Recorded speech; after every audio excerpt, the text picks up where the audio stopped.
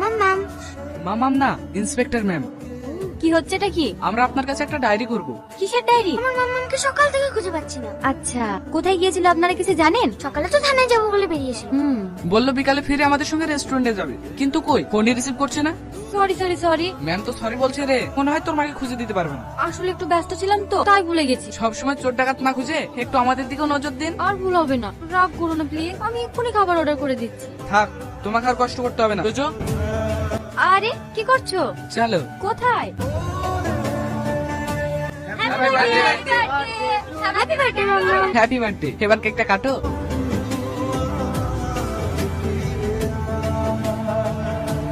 তুমি আমাদেরকে কেন ছেড়ে গেলে বাবা? আমি তোমাকে অনেক মিস করেছি। আমার খুব কষ্ট হয় তোমার জন্য। কোথায় আছো বাবা? ফিরে এসো না।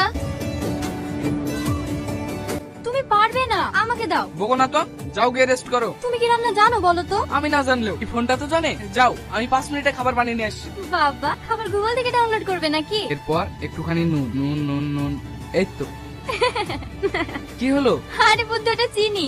হ্যাঁ। তো এত হাসির কি আছে? নুনের জায়গায় যদি চিনি খাও তাহলে আমাদের মেয়েও তো মিষ্টি স্বভাবের হবে। কে বলেছে আমাদের মেয়ে হবে? ছেলেও তো হতে পারে। জি না ম্যাডাম, আমাদের মেয়েই হবে, আর মেয়েটা আপনার মতন কিউট হবে। তাই নাকি?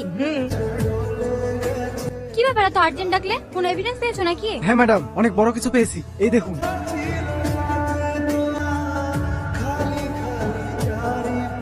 এইবার যদি সব প্ল্যান মাফিক চলে তাহলে ফাউন্ডেশনের 150 কোটি টাকা আমাদের।